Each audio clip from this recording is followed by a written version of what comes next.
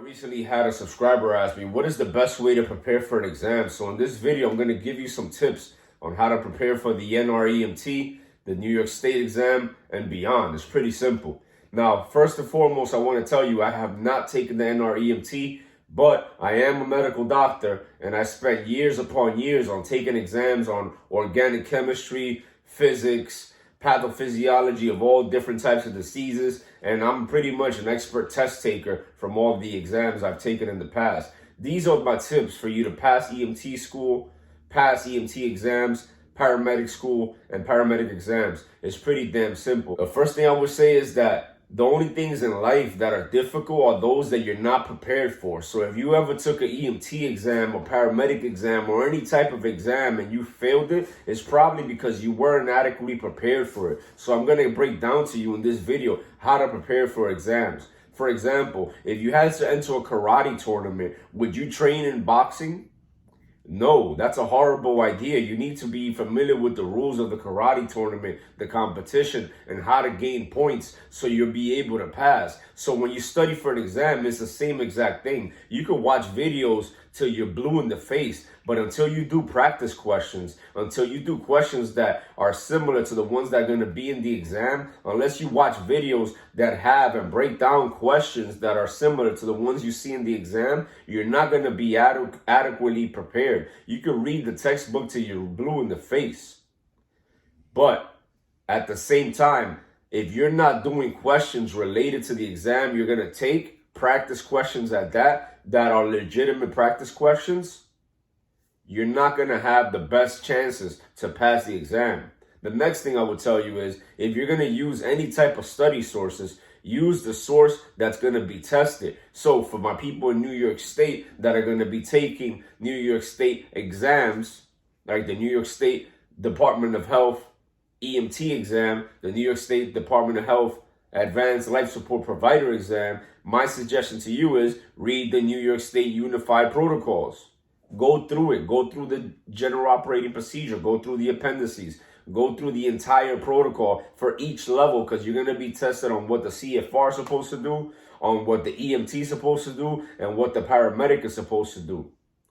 Next thing I would tell you is, if you are going to watch a resource, use it as a supplement. Use it as a supplement to the questions. Use it as a supplement to mastering your local protocols. Use it as a supplement to mastering and backing up what you already learned in class. So if you're weak in class, for example, if you're weak on medical math, for example, then focus on medical math. Another life advice that has to do with passing this exam is that way too often people focus on their strengths and disregard their weaknesses. I understand it's totally simple to focus on your strengths and focus only on those things that make you feel comfortable, but in reality, you're doing yourself a disservice. What you should focus on is your weaknesses while leaving your strengths on autopilot. So if you're really good at cardiology, then focus on medical math, because that's your weakness, for example.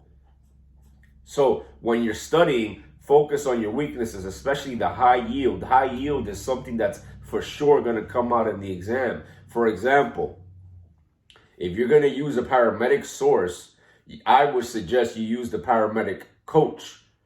He's in this YouTube channel. This guy, I recently took the New York State exam, and it went really well for me. I took it like last week, and I passed it. Not necessarily because of the being a doctor, not necessarily because of the experience, but also because I used his resource and it was super easy, and everything that was going to be on exams, although it's preparing you for the National Registry, it's pretty much the same thing. The body is universal. EMS is pretty much universal. So the content from there helped me take the New York State exam. And one of the things that helped me the most, for example, he had this one video that had everything broken down about EMS operations, like uphill, upwind. All these things are things that we know, but sometimes forget. Is it downhill, upwind, or up, downhill, up, whatever? So that being said, if you are going to use a video resource, then use one that is related exactly to the exam.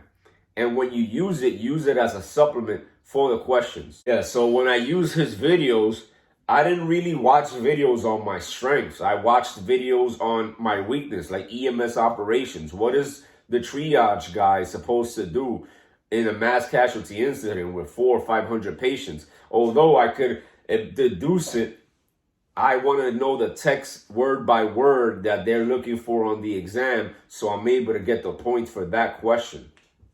So again, if you're a great EMT, then focus on your weakness, which is possibly anything that has to do with off of work. Or if you're a great EMT, a great paramedic, but you need better bedside manner, or you need a better way of increasing your confidence so you can communicate with more authority to the other healthcare providers like nurses and doctors, then focus on how to speak better and how to come across better and more professional, for example. Pretty much to sum it up, use practice questions, focus on your weaknesses, understand that the only things in life and during exams that are difficult are the ones you are not prepared for.